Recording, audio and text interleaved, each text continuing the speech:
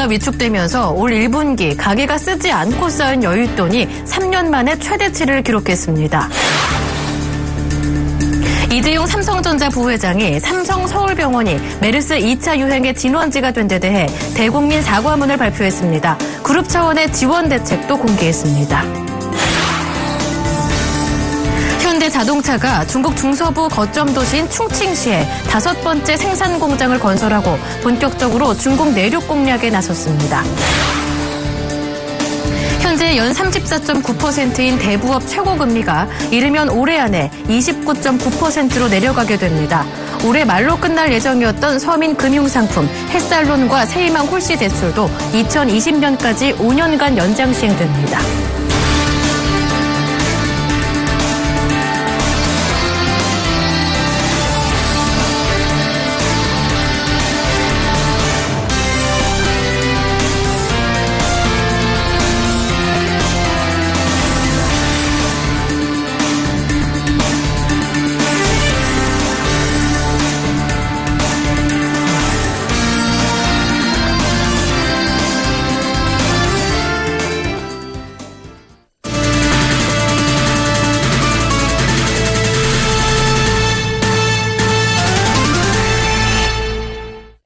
여러분 안녕하십니까. 6월 23일 화요일 센 경제 현장 오늘의 주요 뉴스입니다.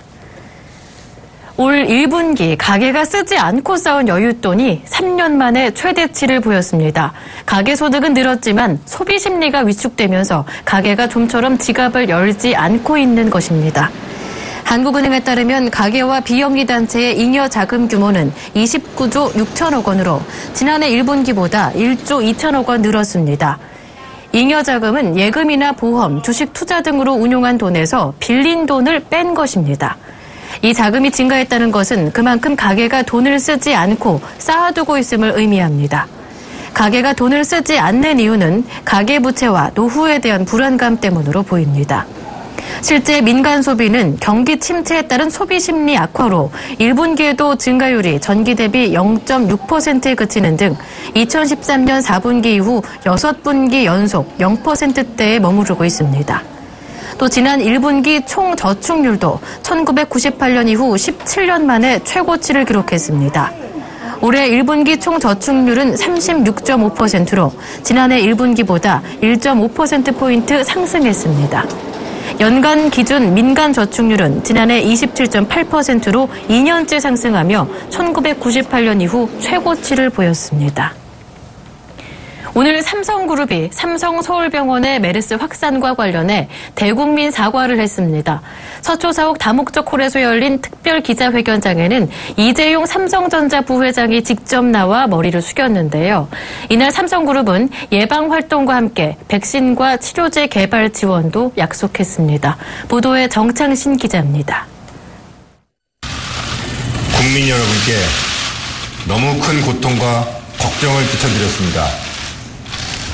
머리 숙여 사죄합니다.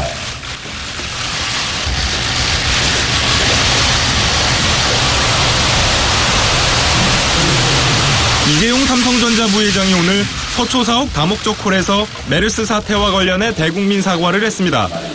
삼성 오너가의 사과문 발표는 지난 2008년 이건희 회장의 사과문 발표 이후 7년 만입니다. 이 부회장이 특별 기자회견에 직접 나온 것은 삼성 서울병원이 메르스 유행의 진원지로 국민적 비판을 받아온 점 등 사태의 심각성을 고려했기 때문으로 풀이됩니다. 특히 이 부회장이 지난달 삼성생명 공익재단 이사장에 선임되면서 공식적으로 병원 운영의 최고 책임자 자리를 맡고 있는 점도 고려된 것으로 보입니다. 이 자리에서 이 부회장은 진료 환경 개선과 예방 활동, 백신, 치료제 개발 지원도 약속했습니다. 진료 환경을 개선하고 부족했던 음압 병실도 충분히 갖춰서 환자분들께서 안심하고 편안하게 치료받을 수 있는 환경을 만들겠습니다. 예방활동과 함께 백신과 치료제 개발에도 적극 지원하겠습니다. 이날 기자회견에는 송재훈 삼성서울병원장도 참석해 메르스 사태 확산 원인 규명과 함께 재발 방지를 위한 시스템 개선 추진 계획을 밝혔습니다. 메르스 환자가 가장 많이 발생한 병원으로서의 책임감을 느끼고 이에 대해서 국민 여러분께 사죄하면서 응급실의 진료 프로세스도 전면적으로 개혁하겠습니다. 최근 삼성그룹은 메르스 사태를 비롯해 삼성물산과 제일모직 합병해 엘리언 매니지먼트의 공세가 이어지며 이중고에 시달리고 있습니다. 재계에서는 오늘 이재용 부회장이 기자회견에 직접 나선 것은 일련의 사태에 대해 정면 돌파 의지를 보인 것으로 해석하고 있습니다. 서울경제TV 정창신입니다. 현대자동차가 오늘 오전 충칭시에서 중국 내 5번째 생산 공장을 착공했습니다. 현대차 그룹은 그동안 중국 북부 지역과 동부 해안 시장에 치중해 왔는데요. 중서부 지역의 심장으로 불리는 충칭시의 공장 건립을 시작하면서 중국 내륙 공략 강화에 발판을 마련했습니다. 정은규 기자가 전합니다. 현대자동차가 중국 스촨성 충칭에서 제5공장 착공식을 열고 세계 최대 자동차 시장인 중국 내륙 공략에 나섭니다. 충칭 공장은 현대차가 지난 4월 착공한 허베이 공장에 이어 중국의 5번째로 짓는 완성차 생산 거점입니다.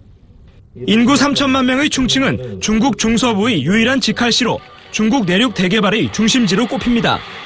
충칭 공장은 현대차의 중국 공략 완결판이라는 점에서 큰 의미를 갖습니다. 현대차 그룹은 그동안 현대차가 중국 북부 지역에 공을 들였고 기아 공장은 동부 해안 시장에 치중해왔습니다. 중서부의 심장으로 통하는 충칭시에 공장이 완공되면 현대차는 중국 대륙 전체를 빠짐없이 공략할 수 있는 생산 기지 체계를 완성하게 됩니다. 이를 통해서 북경현대는 서부 진출의 교두보를 확보하여 중국의 동부와 서부를 아우르는 명실상부한 전국 규모의 자동차 메이커로 성장하게 될 것입니다. 충칭 공장은 연산 30만 대 규모로 187만 제곱미터의 부지에 29만 3천 제곱미터 규모로 건설됩니다. 프레스, 차체, 도장, 의장 라인은 물론 엔진 공장까지 갖춘 종합 공장으로 2017년 상반기 준중형 중국 전략 차종과 SUV 차종을 순차적으로 양산할 계획입니다. 중국 내 승용차 판매는 내년 2천만 대를 넘어서고 현대차 충칭, 허베이 신공장이 본격 가동되는 2018년에는 2,300만 대에 이를 것으로 예상됩니다. 이에 2,300만 대 시장을 선점하기 위해 폭스바겐이 182억 유로, GM이 120억 달러를 중국에 투자하는 등 사활을 건 규모의 경쟁이 벌어지고 있습니다. 현재 195만 대 규모의 현대차 그룹도 2016년 230만 대 생산 능력을 확보하고 충칭, 허베이 신공장이 모두 가동되는 2018년 총 270만 대 생산 체제를 구축할 계획입니다. 이는 현재 중국 1위인 폭스바겐과 2위 GM에 이어 3위에 해당하는 규모로 세계 최대 시장인 중국에서 선두 경쟁을 벌일 토대를 마련하게 되는 것입니다. 서울경제TV 정훈규입니다. 하나금융경영연구소가 올해 한국 경제 성장률 전망치를 기존의 3.1%에서 2.7%로 하향 조정했습니다. 이는 최근 발표된 주요 연구기관 전망치 가운데 가장 낮은 수준입니다. 연구소는 저금리와 저유가로 인해 실질 구매력이 개선되고 이에 따라 민간 소비가 나아질 것으로 예상했으나 메르스 사태 등으로 그 효과는 한계가 있을 것으로 내다봤습니다. 주택시장 호조로 인한 건설 투자 증가는 성장률에 긍정적인 영향을 미치겠지만 중국 등 신흥국의 성장률 둔화와 엔화 약세 지속으로 인한 수출 감소세가 이어져 저성장을 이어갈 것으로 내다봤습니다. 여기에 대규모 세입 결손으로 인한 정부의 사회 간접 자본 투자가 위축되면서 연구소는 올해 우리 경제가 2%대 성장에 그칠 것으로 전망했습니다. 정부가 대부업법상 최고금리를 연 30% 아래로 낮추는 방안을 추진합니다. 금융위는 오늘 새누리당과의 협의를 거쳐 현재 연 34.9%인 대부업 최고금리를 29.9%로 5%포인트 내리기로 했습니다. 또 햇살론과 세희망 홀씨대출, 미소금융, 바꿔드림론 등 4대 서민금융상품 공급액은 연간 4조 5천억 원에서 5조 7천억 원으로 1조 2천억 원 늘리기로 했습니다. 이들 정책금융상품의 대출 상한금리도 10.5%로 1.5%포인트 낮출 예정입니다. 저신용 서민이 받을 수 있는 금융대출 공급은 늘리되 금리를 낮춰 서민의 부담을 줄여주자는 취지에서입니다. 아울러 서민 금융상품을 1년 이상 성실히 상환한 사람에게 기존 대출금리로 최대 500만 원을 지원하는 긴급 생계자금 대출 제도도 신설하기로 했습니다. 금융위는 이 같은 지원을 통해 2018년까지 270만 명에게 22조 원의 정책금융을 공급할 계획입니다.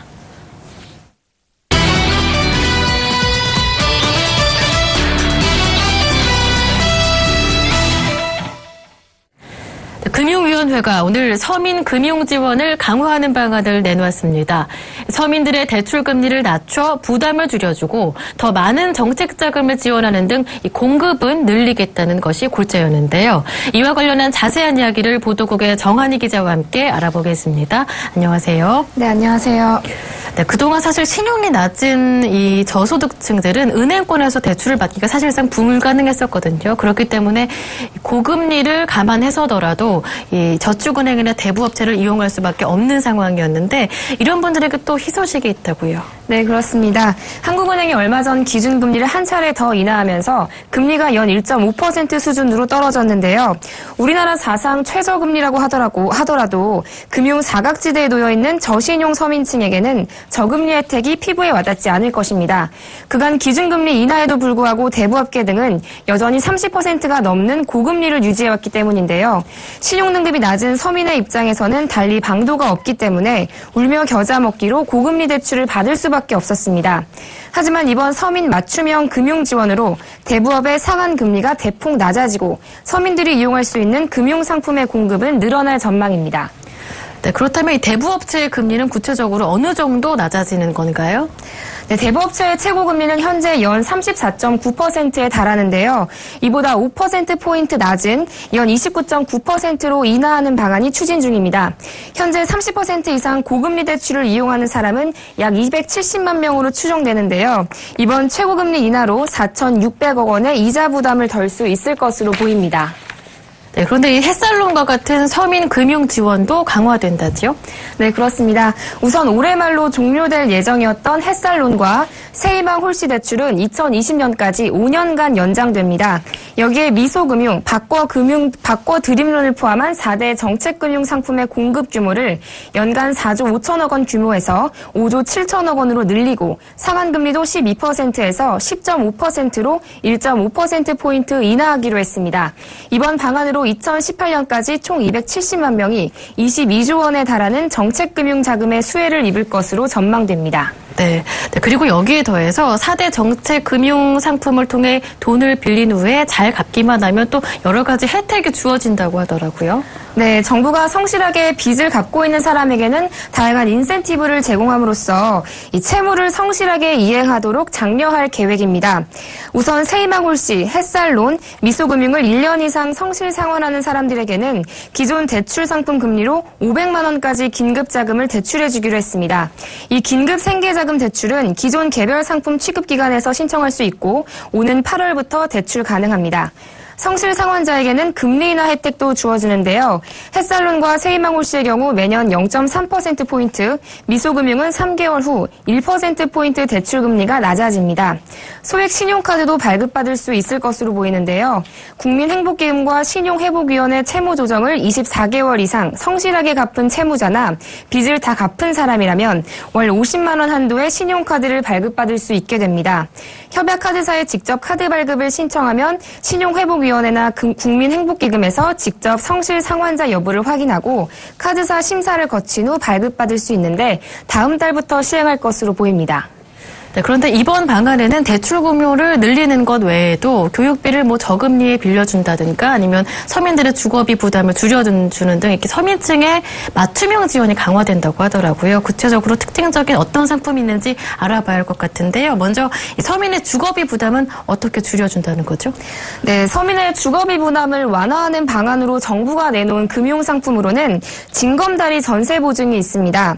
이 상품은 연 7에서 8%대 금리를 적용하는 제2금융권 고금리 전세 대출을 3에서 4%대의 은행권 저금리 대출로 전환해주는 것입니다.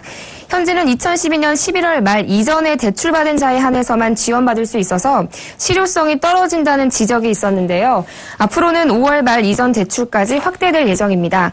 이때 소득을 입증해주는 서류도 국세청 발급 소득금액 증명안 외에 급여 명세표, 근로소득 원천징수 영수증, 연금 수령 통장 등도 포함해 좀 더 폭넓게 인증 인정하기로 했습니다. 징검다리 전세보증 상품은 이달 중 시행을 목표로 전 시중은행 영업점에서 신청할 수 있습니다. 네, 또 자녀가 있는 분들은 귀가 솔깃해지실 것 같은데요. 이 저소득층 자녀를 위해서 교육비도 대출해 준다면서요? 네, 맞습니다. 저소득층 가구의 교육비 부담을 완화해주기 위해서 자녀가 초, 중, 고등학교에 재학 중인 신용등급 7등급 이하 저신용자나 차상위 계층 이하 저소득 가구를 대상으로 연 4.5% 금리로 최대 500만 원까지 지원합니다.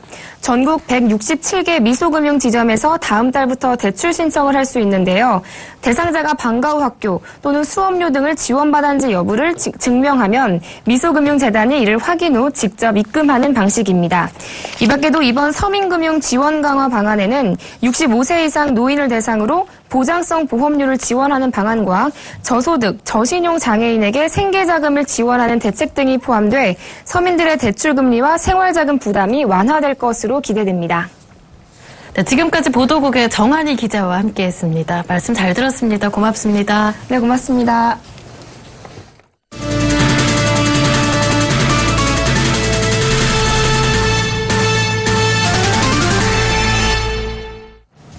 국내 이동통신 3사가 기가 무선통신 시대를 열었지만 현행 데이터 중심 요금제에선 사실상 남의 얘기라는 지적이 나오고 있습니다.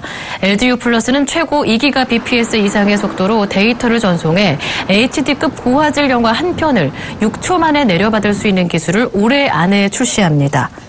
SK텔레콤과 KT 또한 최고 1.17기가 bps의 속도를 낼 수 있는 무선통신 서비스를 최근 상용화한 바 있습니다. 이처럼 빨라진 데이터 전송 속도 탓에 영화 몇 편만 다운받아도 기본 데이터를 모두 쓸 수밖에 없습니다. 이에 이동통신업계에서도 분주히 해결 방안을 찾는 모습입니다. 가장 먼저 데이터 중심 요금제를 출시한 KT는 올해 말까지 기가 LTE로 다운로드한 데이터를 기본 데이터에서 차감하지 않는 행사를 진행하고 올해 안에 새로운 과금 체계를 마련할 방침입니다. 업계 관계자는 5세대 통신에 가까운 서비스가 나올 2년에서 3년 안으로 데이터 요금제도 크게 변화할 가능성이 크다고 전망했습니다. 삼성전자의 전자동 세탁기 액티브워시가 국내에서 10만 대 판매를 돌파했습니다. 액티브워시는 지난 2월 출시 이후 평균 2분당 한 대씩 팔리며 국내 전자동 세탁기 시장에서 40% 후반 시장 점유율을 기록했습니다. 액티브워시는 개수대와 빨래판이 일체형인 세탁조 커버와 애벌 빨래 전용 물분사 시스템으로 애벌 빨래를 포함한 세탁 전 과정을 한 번에 할 수 있는 것이 특징이라고 삼성전자는 설명했습니다. 액티브워시는 국내 출시 이후 북미와 중국, 중남미 등 해외에서도 판매를 시작했습니다. 미국산 승용차인 포드 투러스를 판매하는 업체가 차량 기능을 거짓 광고한 사실이 적발됐습니다. 포드 차량을 수입 판매하는 선인자동차는 지난해 1월부터 5월까지 홍보 책자 등을 통해 2014년식 토러스 차량에 경사로 밀림 방지 기능을 장치를 장착했다고 광고했습니다. 하지만 공정거래위원회 조사 결과 국내 모델에는 이 기능이 전부 빠진 것으로 드러났습니다. 선인자동차는 미국 판매 모델에 대한 자료를 제대로 확인하지 않은 채 국내 광고에 그대로 사용해 결과적으로 차량 기능을 허위 표기한 것으로 나타났습니다. 공정위는 표시광고법 위반으로 선인자동차에 시정명령을 내리고 과징금 1억 4,900만 원을 부과했습니다. 연이은 파격 행보로 화제를 낳은 한화투자증권이 이번엔 포털업체에 무료로 자사 보고서를 제공하지 않기로 했습니다. 주진영 대표는 한국증권사의 보고서는 질이 형편없다며 읽어보면 무슨 소리인지도 모르겠는 것이 태반이고 나머지도 논리가 빈약하거나 아예 아무런 논리도 없는 보고서가 흔하다고 비판했습니다. 그러면서 질을 높이자는 취지로 앞으로 우리 회사는 포털업체, 증권사의 보고서를 무료로 제공하는 관행을 끊기로 했다고 말했습니다. 한화투자증권 관계자는 고객은 언제든지 회사 인터넷 홈페이지에서 보고서를 읽어볼 수 있다고 설명했습니다. 롯데 렌터카로 새롭게 출범한 구 KT 렌터카가 메르스 청정 지역 제주도 지키기에 나섰습니다. 제주도는 최근 141번 환자가 메르스 확진 판정 전 여행한 사실이 알려져 긴장감이 높아졌습니다. 전국적으로 메르스 사태는 진정세로 접어들고 있지만 롯데 렌터카는 고객 안전 강화 차원에서 제주 오토하우스 입구에 열화상 카메라를 설치하고 경계 수위를 높여 만일의 사태에 대비키로 했습니다. 제주도의 전국 170여 지점에도 위생용 손 세정제를 비치하고 운전대를 비롯한 차량 내부 소독을 인도와 반납 시 매번 실시하고 있습니다. 올 들어 세금을 거둬들이는 속도인 세수 진도율이 지난해보다 호전된 것으로 나타났습니다. 지난해 대규모 세수 결손의 주요 원인이었던 법인세가 잘 들어온 게 주된 이유로 풀이됩니다. 세월호 선체 인양을 위한 국제 입찰에 7개 컨소시엄 총 27개 업체가 참여했습니다. 안랩은 최근 영문급여 명세서로 위장한 PDF 파일로 악성 코드를 유포하는 사례가 발견돼 주의해야 한다고 당부했습니다. 메르스 첫 사망자가 발생한 지난 1일부터 보름 동안 삼성, 현대, 동부, LIG, 롯데 등 주요 손보사 5곳이 접수한 자동차 사고 건수는 25만 6,919건으로 집계됐습니다. 이는 5월 첫 보름간 28만 2,926건과 비교해 9.2% 감소한 수치입니다.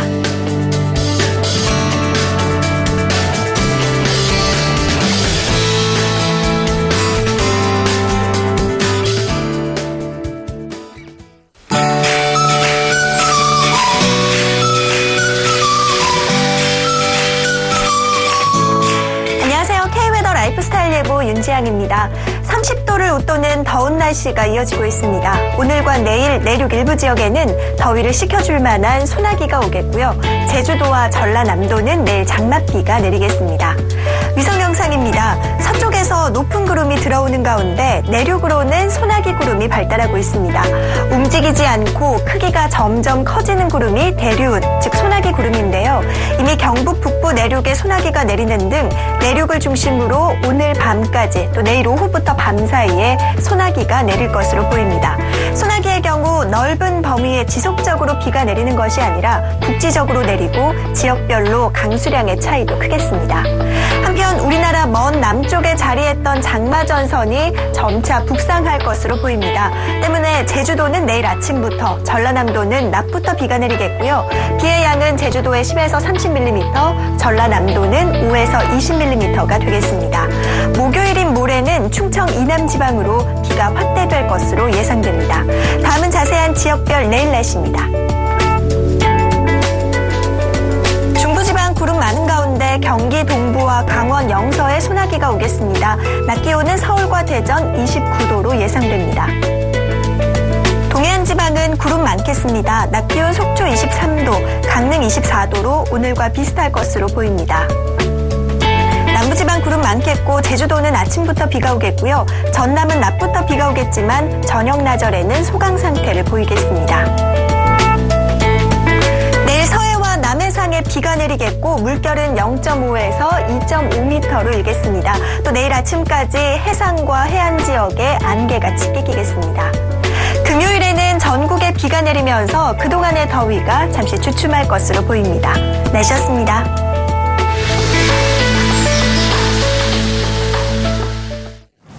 메르스 환자 발생 추세가 며칠째 진정세를 유지하고 있지만 문제는 여기서 끝이 아닙니다. 메르스 사태가 다소 진정되더라도 소비 심리 위축은 당분간 지속돼 이 경제적인 파장은 7월에서 8월까지 이어질 것이란 전망이 지배적인데요. 메르스도 문제지만 이 메르스로 숨통이 줄어들고 있는 경제에도 활력이 시급한 상황입니다. 센 경제 현장 여기서 마치겠습니다. 시청해주신 여러분 고맙습니다.